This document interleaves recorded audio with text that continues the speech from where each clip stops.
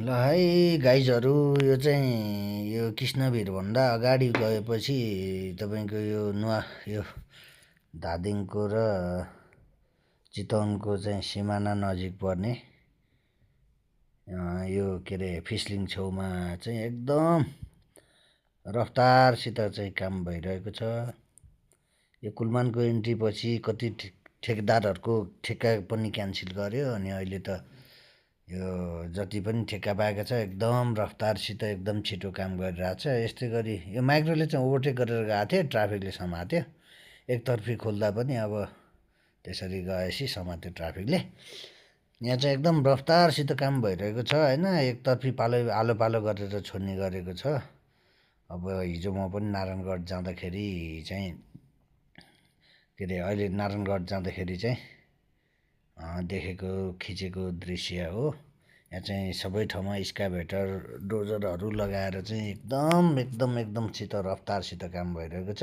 यहाँ बाइकहरू चाहिँ अलिक सचेत भएर हिँड्नु होला, किनकि यो चिसो पानी पनि हालिरहेको छ, कोही यो धुलो उड्छ भनेर।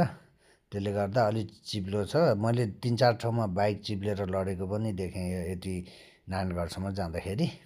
अलिक संयमित भएर हिँड्नुहुन चाहिँ सम्पूर्ण यात्रुमा तथा बाइक चालक साथीहरूलाई चाहिँ म अनुरोध गर्दछु।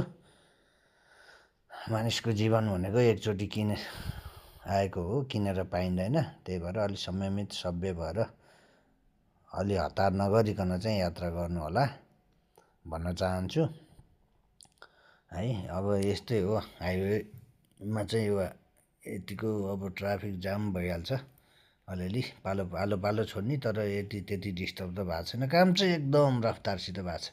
अहिले चाहिँ हामी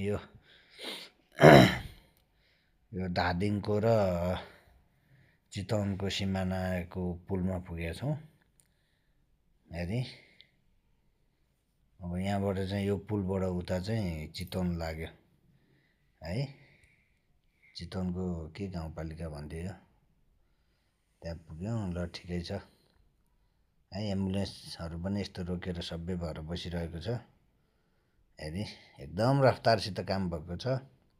यो मेरो च्यानल हेरेर तपाईँहरूले यसलाई सब्सक्राइब पनि गरिदिनु होला है। यस्तै हाइवे अपडेटहरू लिएर आइरहनेछु भन्न चाहन्छु।